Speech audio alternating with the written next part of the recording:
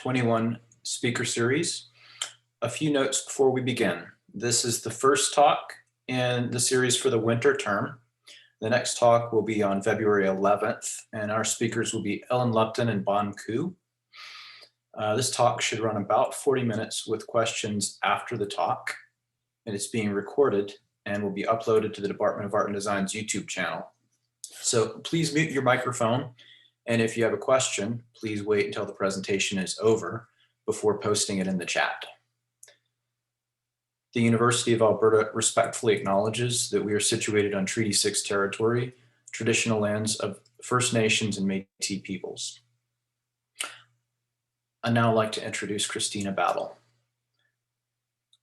Christina Battle has exhibited internationally in festivals and galleries as both artist and curator, most recently at the Art Gallery of Southwestern Manitoba in Brandon, the Boulder Museum of Contemporary Art in Colorado, Latitude 53 here in Edmonton, the John and Maggie Mitchell Gallery in Edmonton, Harbourfront Centre in Toronto, Capture Photography Festival in Vancouver, the Forum Expanded at the Berlinale in Berlin, Blackwood Gallery, Mississagua, and Trinity Square Video in Toronto.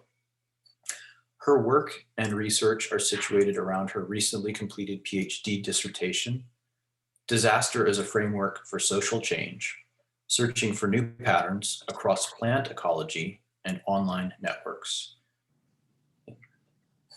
Please welcome Christina Battle.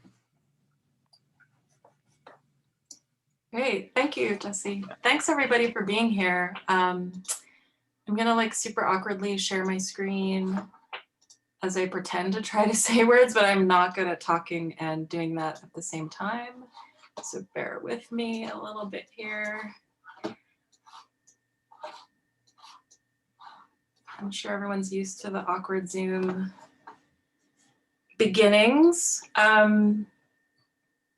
So I'm gonna talk a little bit about sort of recent practice, and I'm gonna try to slow down a little bit because I feel like I've been really sped up, I don't know, this whole year, certainly since the year flipped over, or so they tell us that it flipped over.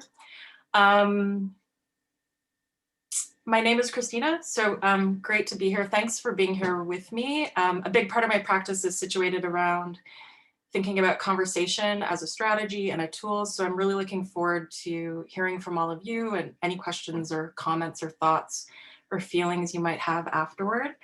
I'm also based here in Amiskwacîwâskahikan, along with, I'm assuming, all of you, or maybe most of you, or a lot of you, in Treaty 6 territory. And in talks like this, at least lately over the last year, I've been sort of using this time in an introduction to give a land acknowledgement, but then also to give a sense of what's going on here in Alberta to those who are elsewhere. But since I'm assuming most of you are here, I thought I would just share a few things locally, or somewhat locally, that I've been really appreciating over the past year. So the first is a podcast, Is This For Real?, which is a podcast sharing the experiences, Black experiences here in Edmonton. Second is another podcast, The Alberta Advantage, which is out of Calgary, that sort of focuses on all things politics, social justice, primarily from a labor perspective. And then Pedestrian Musings, which is an Instagram account that I've been following that shares ephemera, activism, graffiti from in and around Edmonton, sort of really responsive and reflective of the time. So check it out. So I'm a media-based artist, which for me generally means that my work is time-based. And I define both terms, media and time-based, in an expanded way, generally meaning I work with media that takes time, like film, video, web, participatory practice, curation. And I work with media as both material and subject. So I'm especially interested in thinking about the impacts and influences of online technologies. And all of this work is situated around a focus on researching and thinking deeply about disaster. And since we don't have time to sit together and watch time-based works, I thought I'd just walk you through some projects with an emphasis on talking about the larger themes within them. And everything's available to see on my website or Vimeo page if you're interested after the fact. Please do. So this is a tweet that I keep coming back to from Naomi Klein, who I'm sure does not need an introduction for any of us. But this was taken from the start of COVID first being on the radar of the province. She points to one of the main concerns at the center of my research, which is to look at the complexity of disaster as a framework, especially its relationship to overarching systems like capitalism, white supremacy, neoliberalism, and recognizing that these things very much overlap. In this tweet, she speaks about some of this overlap and the intersections of the environmental, economic, social, and political. If we extend her tweet about the Keystone Pipeline back a bit further, it overlaps with issues related to social injustice, even just considering the introduction of laws by the Kenney government to infringe on our right to protest such projects through Bill number 1, which was passed in June, which outlaws protests and other disruptions to quote unquote critical infrastructure.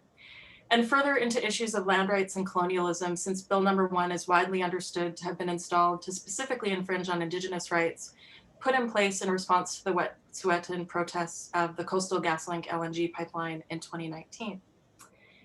Klein's tweet points to the notion of disaster capitalism, the act of taking advantage of the chaos and distraction that crisis provides as a way to usher in austerity, privatization, and cruel policies which would otherwise be unpopular in popular discourse.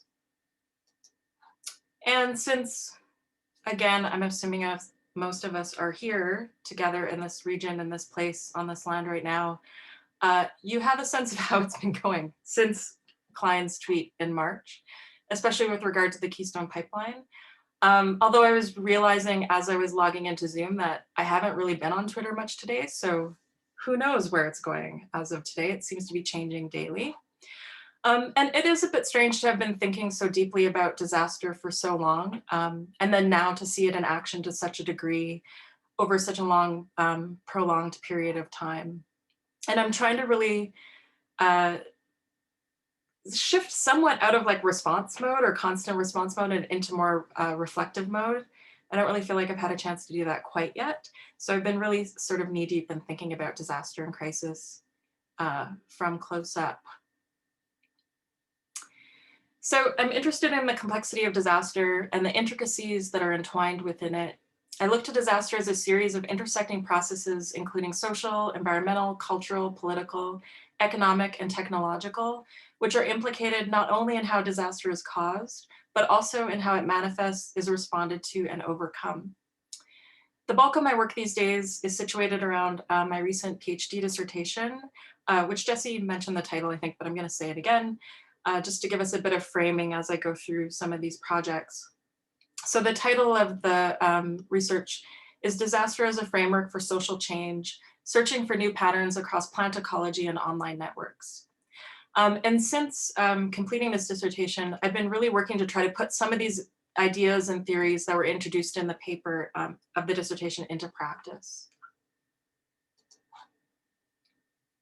Conversation sits at the center of my practice, and this is a project from 2018 titled Bad Stars. And it's one where I feel like I first started to get at some of the complexity around disaster that I'm interested in exploring, along with these strategies of conversation within the space of the gallery. A multiple video installation, Bad Stars incorporated conversational elements in a number of ways. Text excised from news sources shaped the narrative across 2 video collages, pairing imagery against references to recent disastrous events. 2 animated GIFs documenting meteors and impact craters looped against colorful floral vinyl collages constructed of plants able to resist and reclaim the earth of toxic substances. And a central video consisting of Google Earth images of Sarnia, Ontario, shaped a narrative linking together geomythology, the death of stars, satellite mapping, and air pollution, overall suggesting that the technologies monitoring and representing the Earth back to us might also be forewarning us of the environmental repercussions of industrial pollution. And then along with these video works that were presented across a number of screens within the space, there were 19 photographs framed within the overall format of an email conversation installed on a central wall, which is on the left of the image that's up right now. Contributed by an interdisciplinary group, the photos represented a variety of disasters from a number of perspectives and scales. helping to forward the discussion surrounding the complexity of disaster, the contribution of images aided in the widening of our considerations as to what constitutes a disaster, while also providing context for the development of additional programming. And this is what some of that additional programming looked like. So this is in the Toronto debut of the project or exhibition, which was at Trinity Square Video in 2018. And there were 3 discursive events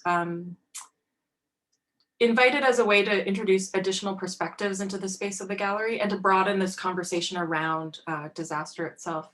So the first, which is the image on the left, an astronomer working with the planetarium at the University of Toronto provided an educational talk about meteorites, asteroids, and mass extinctions at the end of the Cretaceous period, as well as how their studies have expanded our understanding of the early solar system. The Indigenous Environmental Justice Project, which is a SSHRC-funded initiative whose research aims to develop a distinctive environmental justice framework informed by Indigenous knowledge systems, laws, concepts of justice, and the lived experiences of Indigenous peoples, was invited into the space to present their research. And the final event was a screening of 2 international artist video works programmed by the collaborative programming project Reassemblage, which was Scott Miller-Berry of Toronto and myself. The collective is still going, although I'm not as active a part of it any longer. And the screening, the works in the screening were dealing with issues of migration and immigration as a way to offer an opportunity to experience perspectives as visualized by other artists. So this is a project made in the same year, but a little bit later on in terms of context for myself as an artist, I think. It's a video piece called Water Once Ruled that collages appropriated footage with original imagery shot in Drumheller. A lot of my work is interested in using collage as a way to juxtapose imagery and ideas from various sources together as a way to construct new narratives. And with this particular work, I was interested in working with a structure that tried to collapse the past, present, and future into a single repeating loop. Linking the introduction of satellite imagery like Google Earth with the colonization of our own as well as other planets, the video considers water and the lack thereof as the distressed resource connecting Mars's history with Earth's present and future.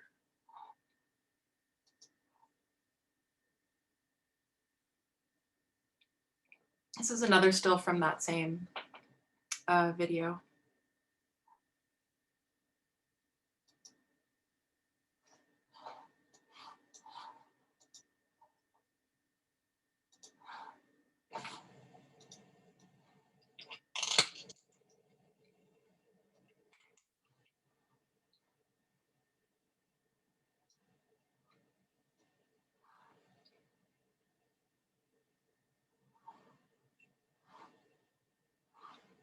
Staggering a little bit on the connection.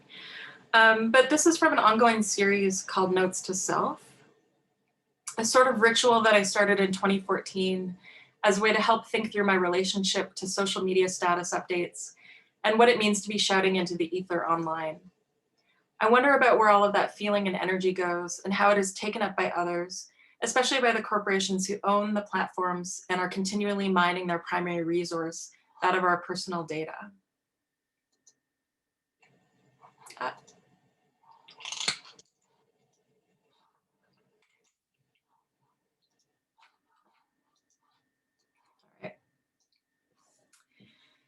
I think about technology a lot, especially the internet and social media, and about our relationship to these public spaces that are wholly owned and operated by billionaires, making continual profit off of our most intimate moments and struggles.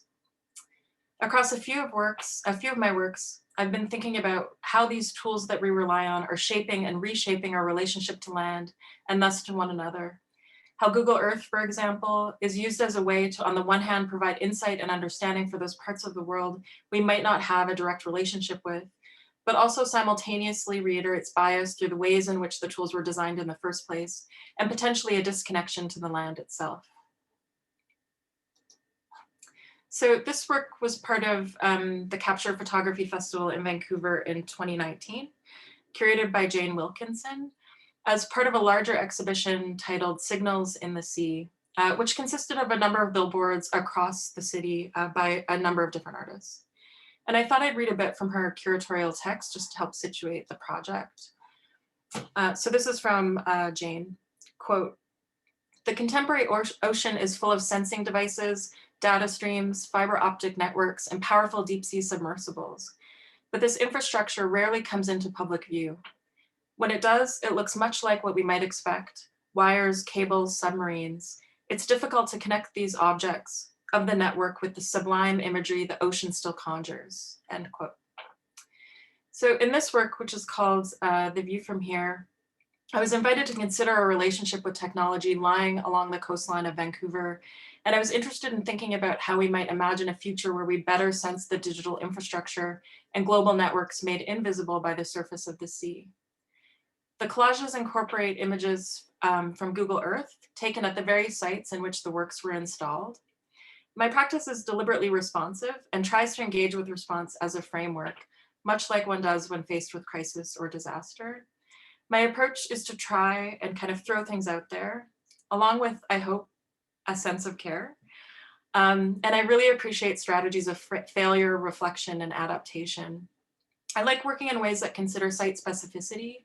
And with this project, I tried to collapse the constructed view of the image while also placing viewers within it, trying to think about our relationship to technology in both a physical and virtual sense.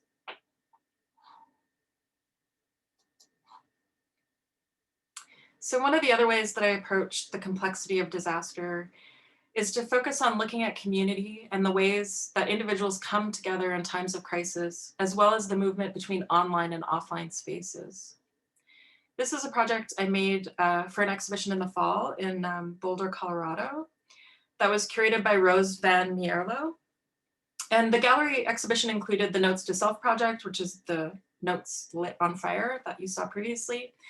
And the overall context from a curatorial perspective for the exhibition was situated around the US election, and specifically the 100-year anniversary of the suffrage movement, which is pretty wild actually to think about now.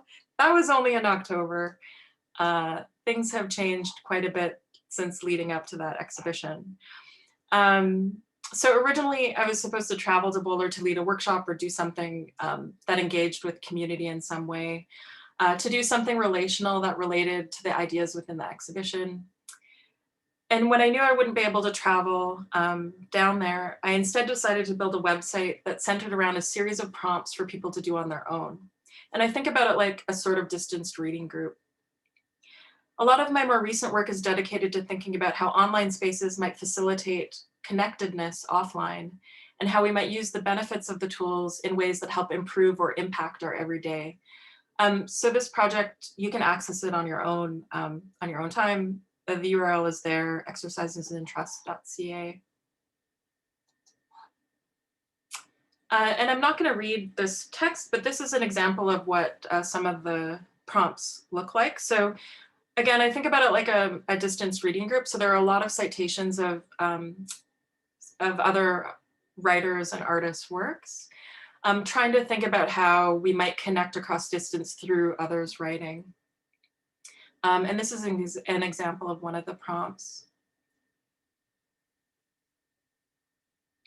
So I was interested in thinking about how intimacy might be facilitated through online distanced participation, and how ideas and prompts from online spaces might generate shifts offline, thinking through ideas related to taking care and to building and strengthening networks in our offline communities. So again, this was also generated under this overall context of thinking about the US election, and really trying to navigate how it is that we might sort of decenter this one event, this one election, and instead think about how we might build and strengthen communities beyond just that one shift in politics. Lots of artists who work within online structures and systems speak about this loss of intimacy in online spaces, especially as they have been further commodified. And I'm interested in thinking about what can be pulled from the space of the online, how it might be utilized to shape something on the ground that is stronger and more connected, especially in this current moment where I think a lot about who it is that I want and need to be in community with, and how the online might help to create networks beyond geographical regions. Still, as amazing as online technology can be, it can't be divorced from the extraction it continually engages with, from the metal's environmental impact it imposes upon the land, to the extraction of data mined from corporations, to issues related to surveillance and privacy, and I could go on. All of this creates a complexity that is kind of hard to wrap your head around, especially when we're also continually within it. So this is an example of one of the ways that I've approached this complexity recently. An essay where I was thinking through both collective memory and forgetting, and what it means to be caught in the neoliberal loop. So this image might be familiar to some, or at least I hope that it's familiar to some.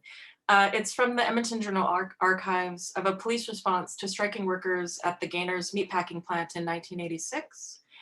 And so this image had a really profound impact of me as a younger person growing up in Edmonton at the time. And I'm really interested in, maybe this fact that some of you may recall this imagery, which was, across a number of news sources at the time and this event itself, but also this idea of how many don't remember it or weren't here for it, and how that sort of act of forgetting is an ingrained part of our collective ethos. So the labor issues that I was revisiting in the essay from 1986 connect quite directly to those that we're seeing unfold now, made more visible across the pandemic in numerous sectors of the workforce. These are in regard to the Cargill meatpacking plant here in Alberta that has been making headlines since the spring, really.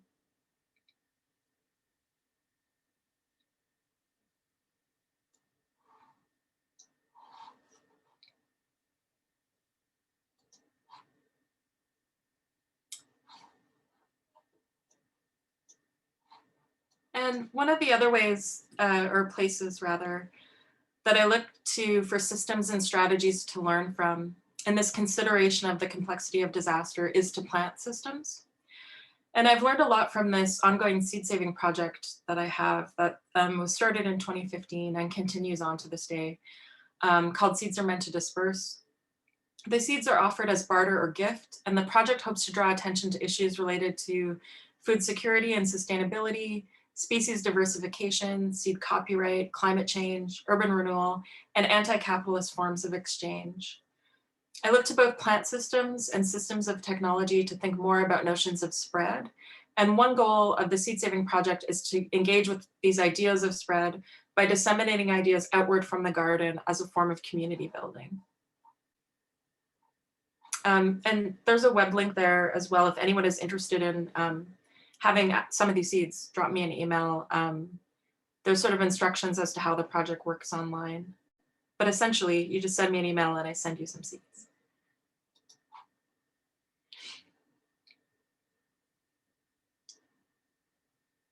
And this is a more recent project that's currently ongoing that really does stem from that thinking through that the Seeds Are Meant to Disperse project offers. This project is called Connecting Through Grasses, which is currently up on exhibition at the Mackenzie Art Gallery in Regina. And I'm going to read a little bit from the project description. Looking to prairie grass ecosystems, as well as the technologies that map and reflect the diminishing biome, Connecting Through Grasses considers how we might both map and define prairie boundaries anew. Considering how satellites passing overhead reflect an image of the earth and thus of ourselves back to us, and how these images shape or misshape our understanding of the land and our relationship to it, the work looks closer to Terra, a research satellite that has circled the earth since 1999, constructing images for use in the monitoring of environmental and climate data. So the project is part exhibition for gallery, which includes a video, collaged images, a curtain, and an animated GIF, along with this participatory element that consists of grass seed packs. So that's an image of them on the left, which I sent out to participants by mail via a website. The project is solely for those living in the prairie region, colonially defined by the provinces of Alberta, Saskatchewan, and Manitoba. Initially designed that way because the work was in response to an invitation from the Gallery of Southwestern Manitoba to think about connecting across the prairies from where I am here in Edmonton to where the gallery sits in Brandon in Manitoba. But then more importantly, because the grass seed I'm working with is natural to each of these 3 areas. And a lot of what I think about with my seed saving project has to do with what it means to send seeds to others across borders and the repercussions and the responsibility within it. In the first iteration of the project, 43 people took part, and each week through October, I sent an email with things to think about as they planted their grass seeds. The emails touch on issues related to borders and colonialism, environmental loss across the region, and our relationship to images of the area as captured by satellite technology. Each week, I also sent timetables for when the Terra satellite would be overhead of Edmonton, Regina, and Brandon, along with prompts to help think about what it means to be under the satellite's view. And participants were asked to map the locations of where they planted their seeds on Google Places, which is what that snapshot, or screenshot rather, on the right is from. And it's been really incredible to watch and to think about what it means to do things together with others across distance. I'm still learning a lot from this experience and this project and thinking it through. But it's definitely impacted the way that I approach thinking both about participatory projects and then also the seed saving project as well. So I'm taking some time over the winter to consider how to adapt this project for the coming spring, which actually feels like it's coming like really soon. And the project in the spring will also include some of those who participated in the fall and didn't get a chance to plant their grass seed because winter disrupted us quite quickly, actually, which is one of those things of working with seeds around like gallery structures and timelines that doesn't always quite compute with one another. But these are an example of some of the prompts that the Mackenzie Gallery has been sharing across the winter on their Instagram account, translated from the prompts that were given to participants from email in the fall. And I think I'm going to read through just a couple of these. I think we have a little bit of time. The Terra satellite can see a lot, but it doesn't account for the discrepancy as to who breathes what air. It records the impacts of climate change on a global level, but doesn't monitor the unequal impacts imposed on communities when governments refuse to act against it. The resolution of images captured by Terra range between 15 and 90 meters. That means 1 pixel of image represents a square of about 15 by 15 meters on Earth. Put another way, the satellite can only differentiate between things on the ground that are at least 15 meters apart, or if less resolution, 90 meters apart. That's not a lot of detail. And then the prompt goes on to get you thinking about what it means to be underneath the gaze of the satellite and what it means to be at this resolution on the ground. And then the image below is what the timetables look like. So each week I sent out timetables for when Terra was above Edmonton, Regina, and Brandon. And, you know, with this idea that people might, you know, maybe plant their seeds during that time. Usually Terra is above for about 6 to 8 minutes at any given time.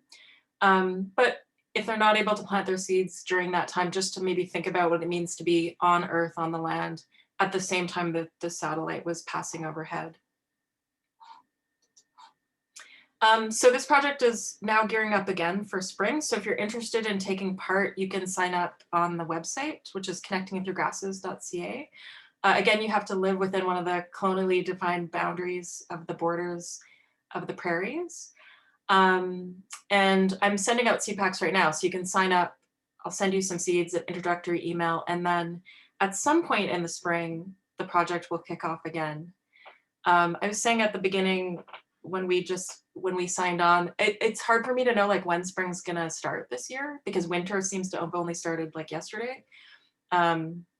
So, you know, maybe March, maybe April, who knows?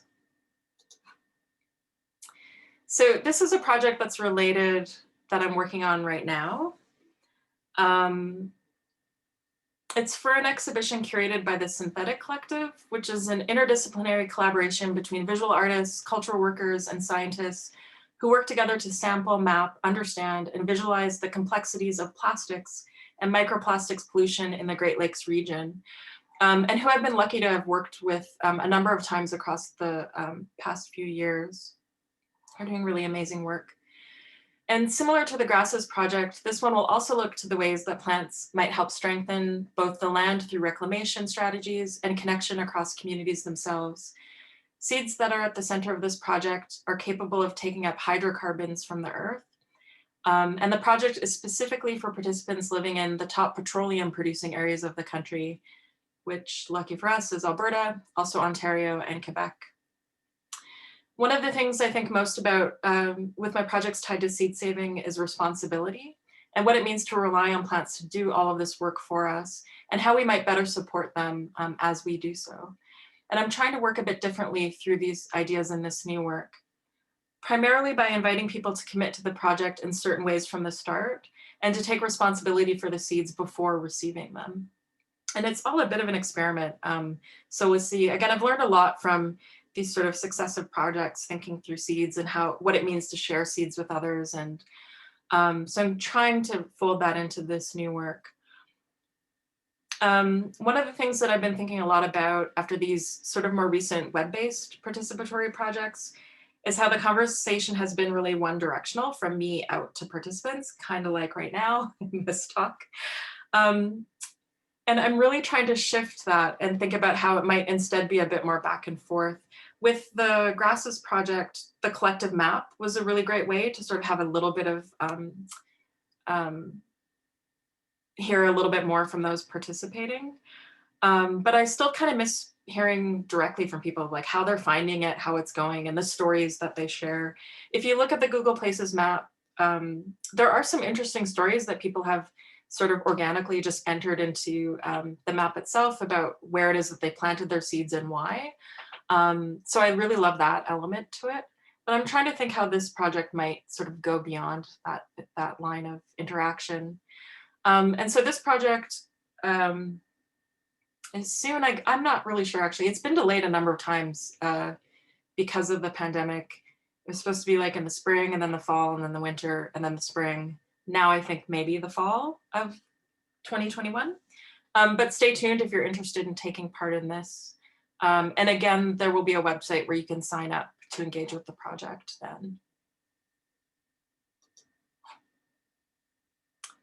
And then I thought I'd end by sharing a little bit of the research that I'm focused on and in the process of right now.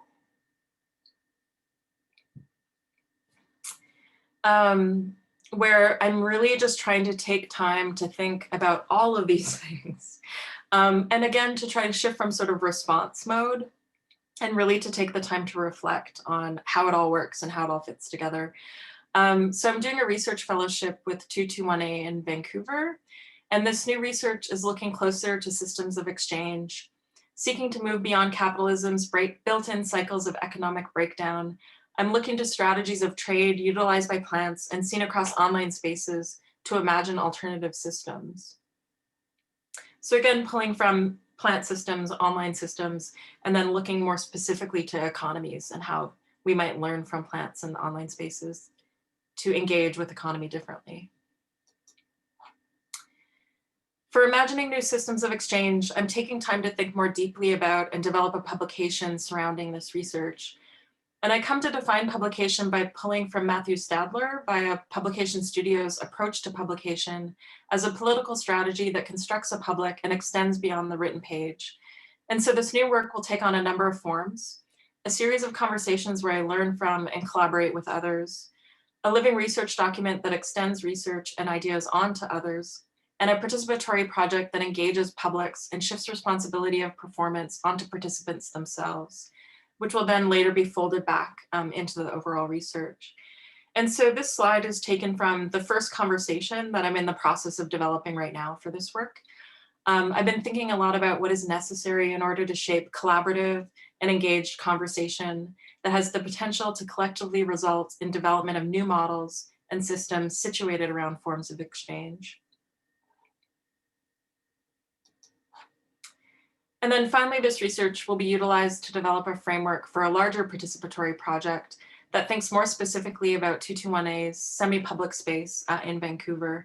And this is a still from the space itself. And if you go on their website, there's a camera, a live stream camera where you can view the site itself over time.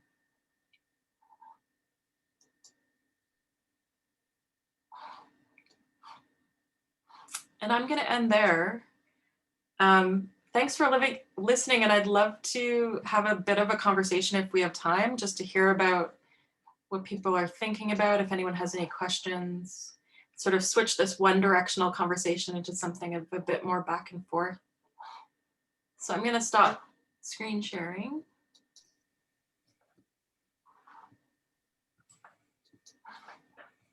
Great, thanks for that, Christina. It was a really great talk. I'm going to open the chat here, and if people have questions, that might be the best way to direct them. That way we can keep track of order. Yeah, and even if we need like a bit of a break, if people need to collect their thoughts before having questions, that's fine too.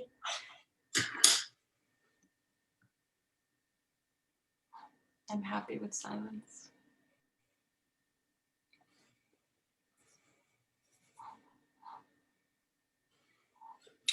Can I ask you something about I just want to hear a little bit more about your thinking about plant systems and online systems as ways to begin to think about alternative economic ways of operating. I mean, it sounds like really, really interesting. And also, I mean, I just want to know more about what you've discovered or what your ideas are. Yeah, also slightly maybe impossible and hard.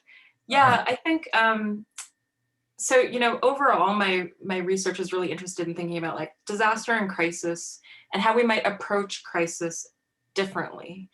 And looking to the way that other systems engage with and approach such things as well.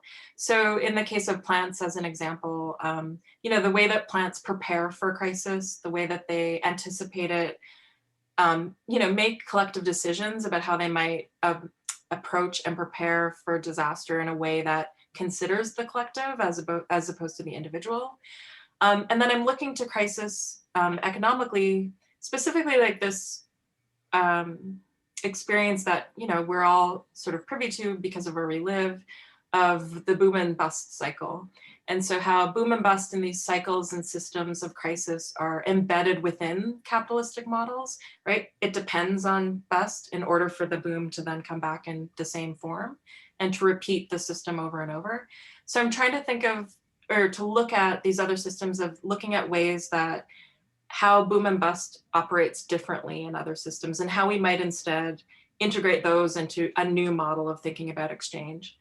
And so a lot of this stems from the Seed Saving Project, which very deliberately engages with different forms of exchange by either barter or trade, which when I first started the project, I sort of realized, you know, at the beginning, it was really like engaging in terms of gifts. So I was often like gifting my seeds to others. And then it sort of switched into trade. And then once I posted the project online and sort of was engaging with strangers through online systems, all of a sudden I realized that the way that I was exchanging things looked a little bit more like barter, maybe, still kind of trade. But there was this negotiation that was happening that was quite different from the way that gifts are negotiated, for example. So I'm really looking to how online systems foster communication and conversation and that back and forth in terms of community building, and how that sort of exchange might be something we pull from in thinking about how these economic models might be different. And yeah, like, I don't know, I'm sort of like really loving being in the mode of just thinking about all of this right now and still trying to piece it together. Yeah, okay, thanks. Andrea, do you want to just ask your question?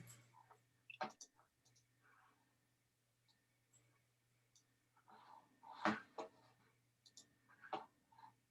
think you got to unmute.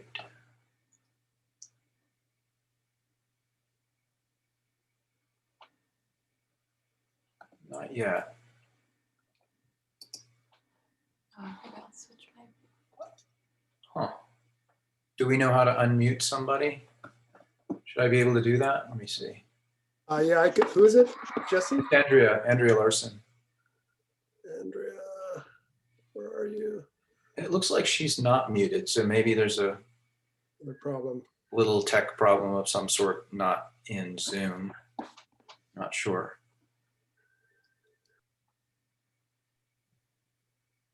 Andrea, do you want me to just read your question for you? Great. The question is, what type of seeds are you using in your recent project? How did you find out about these types of seeds for this specific use? With the recent one, is it the hydrocarbons? The community is not a haphazard collection. Okay. And I'm just going to read your question again because I've already lost it. So there's a number of seeds. So essentially, I did a lot of research about what plants are capable of taking up hydrocarbons from the earth. There's a lot of research about within like environmental studies and botany and ecology situated around phytoremediation and the way that plants sort of do this task. And petroleum byproducts, especially hydrocarbons, are one of the materials that a lot of research actually has been done around how plants might take up hydrocarbons from the earth. But one of the things that was sort of less easy to find research on were plants that spanned these 3 different regions. There's a lot of research about plants that I could find sort of around the world in different locations that were doing this work, but very few in the prairies. I only found a couple of studies. So I made this massive spreadsheet of all the plants that I could come across and find that were capable of doing this, and then did a lot of research as to where they're naturally found. And so solely the plants that I'm working with are those that are found in the 3 petroleum producing parts of the country, or the top petroleum producing parts of the country. So depending on where people live who take part, they'll get a collection of seeds that are specific for their region. So this is sort of what I meant by like taking time to really engage with participants before they receive their seeds, and really hearing from them like where they're situated, where they're planning on planting, so that the community of plants that they then plant and work to develop will be sort of tailored to them specifically. So if you're really interested, like, and beyond that, I'm happy to email you the list of actual plants, but yeah, there are many. Okay, great. Looks like the next one may be Lindsay Bond. Can you ask your question, Lindsay? Sure. Hi, Christina. How's it going? Hi. Yeah, so thanks so much for your talk. I just love hearing what you're working on. I'm so inspired by your projects. So I'm just curious at how, like, what are your thoughts on sustainable farming? Like, I'd love to like hear you talk more about hydrocarbons and like that whole process, but I am curious, like, so like I am descendant from farmers in Treaty 6 and Treaty 7, and I'm currently working with my aunts in this project of memory in the land, and I'm very curious at like how do we engage people like in these like conversations, and specifically like farmers who definitely do not enter the gallery space, but have like this, you know, in a very like deep connection in one way with the land, and that they've been farming it for for a number of years. But I'm just curious at how we can grow these like conversations around like sustainable farming, and yeah, just kind of, yeah, like I'm curious, have you worked with any farmers who like plant the grass in like on the area that they're living on, or I don't know, like I'm all thinking about these positive things that could happen. Yeah, no, it's a great question. And I think one of the things that like took me a long time to get comfortable with working with, like, because the Seed Saving Project started for me as just something I did. I didn't really ever think about it like an art project or an artistic project. Although maybe that's not entirely true, because I kind of think everything I do as an artist kind of is related somehow. But when I first started engaging with that project within like gallery spaces, I was really conflicted because like various reasons, I guess, but like about kind of, I think what you're getting out of this disconnect between talking through some of these issues that have very real world experiences tied to them. There are so many people out in our communities that save seeds who are not at all engaged within artistic discourse. And sort of trying to figure out the negotiation between those two different spaces, and like why I was dealing with it in artistic spaces at all. And so one of the ways that I've kind of come to terms with thinking about this, I think has really changed in the last year as I've shifted to engaging with the projects online, especially. So one of the early ways I did was often inviting an outsider to artistic spaces into the gallery to speak and introduce their work to all of us. For me, that tended to be scientists, like environmental biologists and people who are working in that way. And that's partly because that's where my background comes from. But just a way to sort of break down these barriers between, I guess, disciplines and different sectors.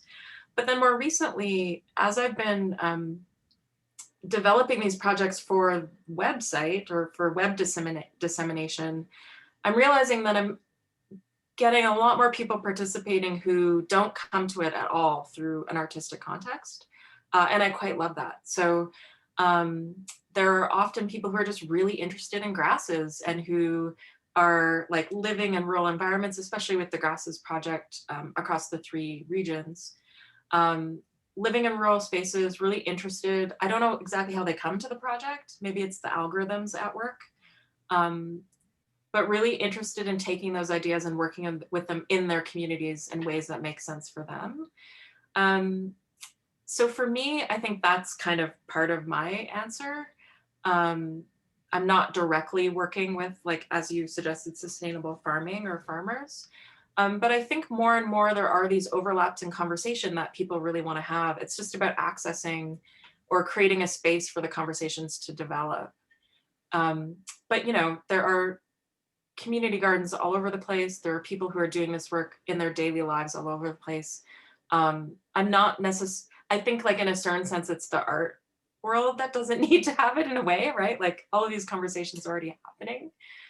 So just finding ways to, like, connect without it needing to be from an artistic perspective, maybe, is part of that. I'm not sure if I'm Well, really thank you. answering your question, but Oh yeah, thank you. yeah. Great. Mila, do you want to go next? It was more just like a statement than a question, but Mhm. I like that it's like it does, like, I just see similar type stuff. It's like art as a climate solution.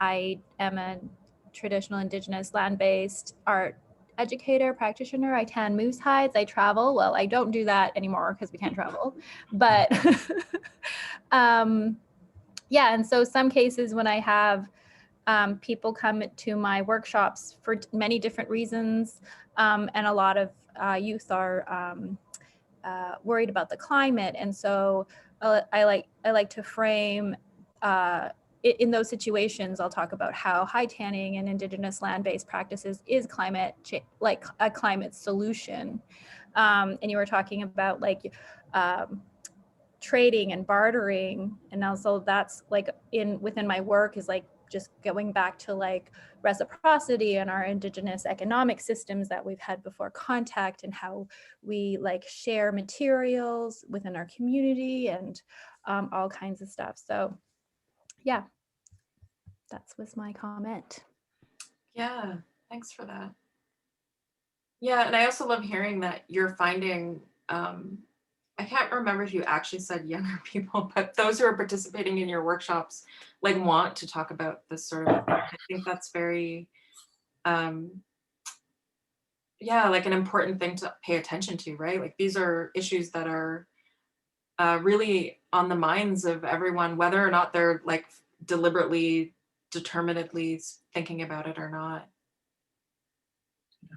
Yeah, it's a lot of actually like high school students that will talk about how like they want to be able to learn how to use all parts of the animals, and like they want to be able to have material that isn't like when you tan hides you're getting leather that isn't like used, chemicals are not being used on it, so it's like a smaller footprint, and it's just like yeah, all of the materials are gathered from the woods that you're around, and so you're connected to your land, so there's the land connection, and yeah, and then everything. So it's all really, and you're also like the other part of the climate part is that it's observation, because you're observing like the land conditions around you. Is it dry? Where did these trees grow? Also the condition of the animals. Like I was working on the East Coast before COVID, and there was like just this crazy amount of ticks that we had to be careful about, which is like a direct result of climate change. So like talking to the kids that like are the youth that like just through their observations and stuff, like we're all scientists and we all see what's happening around us, especially when you work closely on the land, like planting seeds or yeah, this type of work. Yeah, and that's something that, especially as, you know, once I started putting this project online, one of the amazing things is it reaches people from all over the place, but that's also a bit of one of the troubling things, because that seed project is specifically trading and gifting seeds from my garden. And so I spend a lot of time researching when people ask to want to trade seeds, like where they are, what the conditions of growing are there, what, you know, whether or not the plants that I'm sending them would be invasive or not natural to the region, and trying to select seed packs specific for where people are. And then a lot of this research is also just by extension of that, spending a lot of time researching how climate is shifting. And so things that grew here 5 years ago that maybe won't grow in the same way in the next 5 years, and how to like prepare for trading seeds into the future, because, you know, in order to be able to have seeds to trade, I have to sort of grow these plants through to maturity, gather enough to keep for myself, gather enough to share with others. So it takes a lot of time, and trying to think ahead of what the things are to save and to pay attention to. Great. So Marilyn is next. Hi, thank you for your talk. It was fabulous. Most of the time, as you were talking, I was thinking a lot about the text we're reading in the MFA reading group, which is Donna Haraway, Staying with the Trouble. And I kind of think she could have written a whole chapter about your work. Is this a text that you are interested in? And having just done a PhD, how much does does theory kind of influence you or support you? Like you're dealing with really big issues here, and to do that as an individual, even as part of collective, is hard, huh? But so I guess my question is theory help strengthen your conviction with your work? Yeah, definitely. I mean, I think, you know, there's always this like back and forth with theory in some ways, because, you know, we want to engage with practice also, but I get so much out of theory. I have read that book. It does show up in my dissertation a little bit. One of the things that I think, how I've at least negotiated it maybe is because I was also tasked with like having to write a dissertation, which is like this large theoretical document. Even though I was making work the whole time, I really struggled with like just wanting to get myself out of theory mode and into practice mode. Because I can get lost in theory kind of forever. Like I love new ideas. I love thinking about the ways that others are contextualizing and framing ideas that I never would have come to. So one of the things that I sort of promised myself was once the dissertation was done, I would then try to really work hard to put those theories into practice. And so I kind of feel like maybe I'm doing that now, but I'm also still with theory all the time, right? So kind of going like putting this restriction and parameter on myself made me realize that theory is actually a part of the practice all the time. Maybe I was just feeling like bogged down by so much reading or something. But yeah, definitely it's a back and forth that's constantly changing and adapting. And also I think, especially around a lot of the subjects that I'm engaged with, you know, like we're going through a pretty big collective crisis right now, which I know we all know about, but sometimes maybe we need to say it out loud. So theory is really being developed and changing right now as we speak. Like there's been so much writing just reflecting on this moment that we're in. And I'm really enjoying and sort of thinking a lot about what it means to be practicing while also engaging with this theory that's being developed, and then where the response and sort of engagement comes in through there. But I think it's a really exciting time to be engaging with theory for sure. I heard there's a new term now, is a crisisologist. Yeah. Are we all crisisologists? Crisisologist.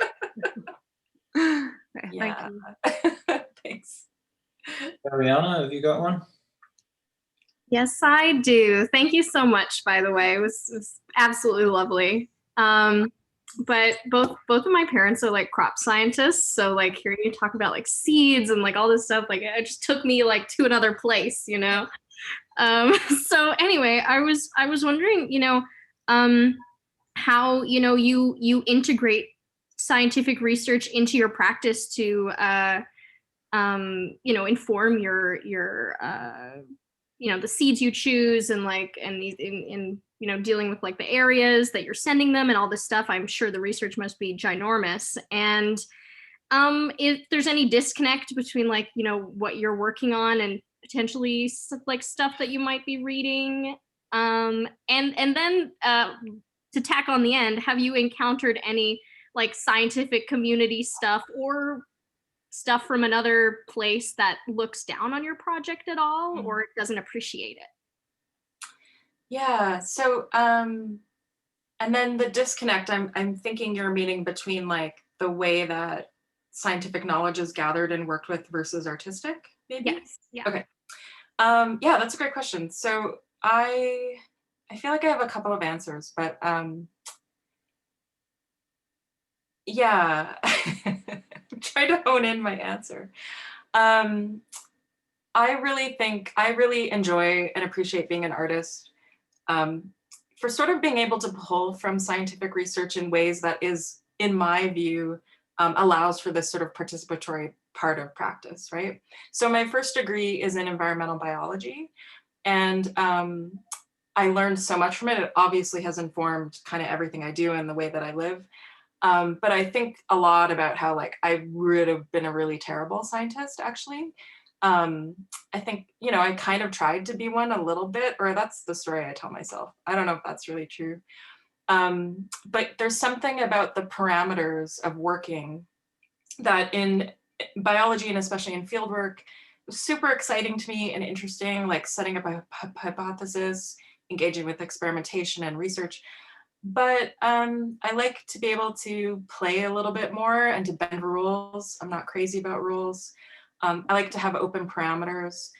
So for me, the disconnect is quite real, although I think that they're quite parallel to one another. I see a lot more freedom as an artist to be able to engage with these ideas. And then in terms of your other question about like that sort of difference in maybe encountering and dealing and approaching knowledge in the two different disciplines, I think most of my experiences have quite been the opposite. So like when I was studying biology, which was at the U of A, like a very long time ago now, this was, I'm sure things have changed, but this was in the days when like I wasn't really allowed to take art classes because the credits wouldn't count toward my degree in science. So there was a very strong separation between the arts, humanities, and sciences. I'm assuming most institutions have changed since, although you might still feel a little bit of that in terms of the bureaucracy of institutions. But in my artistic practice, I've always sort of engaged with a lot of this work by reaching out to scientists within different academies. So, I've worked in a number of different institutions over the years, which gives you access directly to different folks doing research. And usually I am met with like really prompt, amazing, welcoming response. Often there's maybe a disconnect in terms of them understanding like why an artist would be interested in reaching out to them. But then as soon as we sit down in conversation, it really opens up and there's a lot of overlap and a lot of collaboration and opportunity for collaboration. I think one of the things that, at least in my experience, and again, I primarily have been working and engaging with biologists, but they're really dedicated and interested in finding strategies for communicating with publics. Like that's a big part of their job. And I think they realize quite quickly that artists can sort of help within that and framing these conversations in ways that open them up to different communities they may not have had access to speaking to. So that's sort of something that Lindsay was asking about as well. I kind of see like that's an important role that artists have. And So no, like I feel like, you know, I don't know, did they look down on it? Maybe in terms of reading this work within the knowledge system and framework that they're operating in. But I think more often than not, they see a lot of overlap. And then the works that I've been lucky to be part of with the Synthetic Collective really has gotten me thinking about this more too, because that is a collective of both artists and scientists working together. And the whole goal of the project is really to rethink how both disciplines might act differently because of the experience of working with the other. Thank you so much. It makes me happy that the scientists are cool. That makes me Yeah, that's super the cool. best. But maybe I only like happened to reach out to the right ones or something. I'm not sure. All right. Have I missed anybody's question? Is there anybody else who's got something they'd like to ask or say? Speak now. You can always email me as well. I'm happy to continue conversations that way. Great. Well, thank you so much, Christina. It was really Yeah. fantastic. Thanks for inviting me. It's been great to think through all these things along with you all. Thank you, Christina. Thank you, Christina. Thanks. Take care. Thanks so much. Bye. Thank you.